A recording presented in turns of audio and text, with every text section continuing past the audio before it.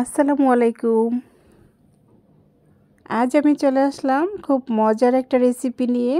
জানি আমার মতো অনেকেরই মনে হয় মাংস খেয়ে খেয়ে আর ভালো লাগতেছে না। কুরবানির ঈদে আসলে এক সপ্তাহ পর্যন্ত কিন্তু আমাদের অনেকেরই ঘরে আছে মাংসটা থেকে থাকে। তো যাদের নাকি ভালো লাগতেছে না তাদের জন্য আজকে খুব মজার একটা রেসিপি নিয়ে চলে আসলাম। সেটা হচ্ছে গুঁড়া মাছ, তাও আবার মলা মাছ। খুবই মজার একটা মাছ, কিন্তু জানি না আপনারা কে কোন নামে চেনেন এই মাছটাকে।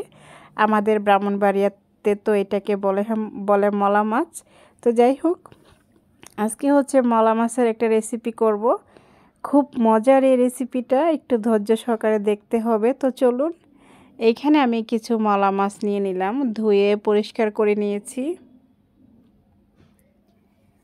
এখন হচ্ছে আমি একটা বাটিতে নিয়ে নিচ্ছি।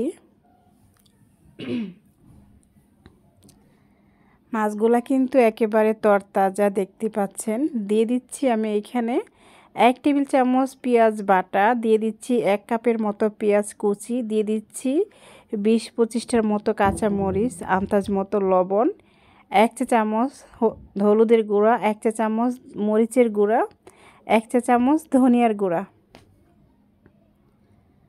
আর দিয়ে দিচ্ছি আমি হচ্ছে 2-3 টেবিল চামচের মতো সরিষার তেল, 2-3 টেবিল চামচের মতো হচ্ছে রান্নার সয়াবিন তেল।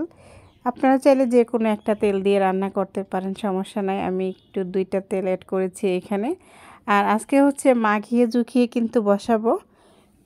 আমাদের মা চাচিরা কিন্তু আগে গুঁড়া মাছ বলেন, মাংস বলেন, প্রায় তরকারি কিন্তু মাখিয়ে জুখিয়ে বসাতো। মাশাআল্লাহ, খেতেও খুব মজা হতো।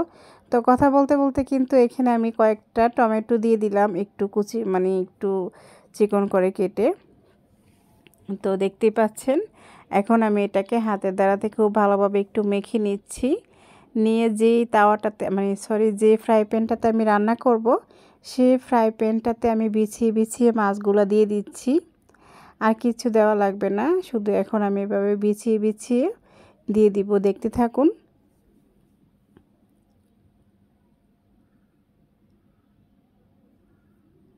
তো আমি দিয়ে দিলাম কিন্তু যে ফ্রাই প্যানটাতে রান্না করব। এখন হচ্ছে যে বাটিটাতেই করেছিলাম সেই বাটিটা ধুয়ে সামান্য একটু ঝোলের পানি দিয়ে দিলাম, এতে করে আমার মাছটা সিদ্ধ হয়ে যাবে। ওই অনুযায়ী আমি পানিটা দিয়ে দিলাম, বেশি পানি দেওয়া যাবে না, যেহেতু গুঁড়া মাছের চচ্চড়ি রান্না করব আমি, শুকনা হবে। তো এখন আমি চুলাটা জ্বালিয়ে বসিয়ে দিলাম। আর এই রান্নাটা করতে হবে আপনাকে একেবারে মিডিয়াম টু লো আছে, বেশি জোরে জাল দেওয়া যাবে না, এতে করে আপনার তরকারি কালার নষ্ট হয়ে যাবে। যে কোনো তরকারি আস্তে আস্তে রান্না করবেন, দেখতেও সুন্দর লাগবে আর একেবারে সফট হবে। তো দেখতে পাচ্ছেন, আমি একটু 2-3 মিনিট পরে আমি হচ্ছে একটু উল্টিয়ে দিচ্ছি মাছগুলো আস্তে আস্তে, যেন না ভেঙে যায়, খুব সুন্দর যেন থাকে আর কি। দেখতে সুন্দর লাগলে কিন্তু খেতেও ভালো লাগবে, তাই না?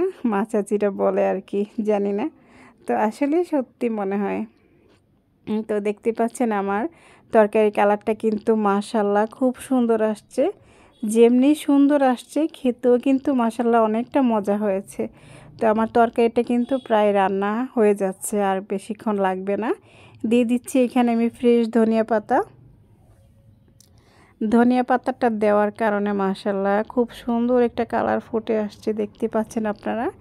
ধনিয়া পাতাটা দিয়ে আর সামান্য একটু রান্না করেছি আমি, অল্প আছে রান্না করে আমি এখন হচ্ছে চুলাটা নিভিয়ে দিব। আমার রান্নাটা হয়ে গেছে, দেখতে পাচ্ছেন বন্ধুরা, খুব সুন্দর হয়েছে, কিন্তু আপনাদেরকে তো আর খাওয়াতে পারলাম না।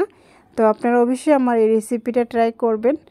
খুব মজার একটা রেসিপি, কিন্তু গরম ভাতের সাথে খেলে মাশাআল্লাহ কি বলবো, খুব মজা হয়েছে। আমার ঘরে তো সবাই পছন্দ করেছে আমার হাতের এই রেসিপিটা, বিশেষ করে খুব মজা হয়েছে। তো দেখতে পাচ্ছেন কালারটা, আমি একটা বাটিতে একটু পরিবেশন করে দেখিয়ে দিলাম আপনাদেরকে। অবশ্যই কিন্তু এখন থেকেই শুরু করেন রান্নাটা, রাতে হয়তো একটু বেশি ভাত খেতে পারবেন, কিংবা কালকে দুপুরে রান্না করেন, সমস্যা নাই। সবাই ভালো থাকবেন, আল্লাহ হাফেজ।